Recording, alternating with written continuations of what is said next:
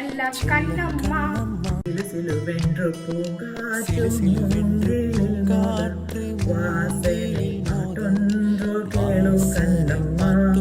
அலை அலையாக ஆனந்தம் தாளம் பூங்குயில் ஆட்டத்தை பாரு கண்ணம்மா.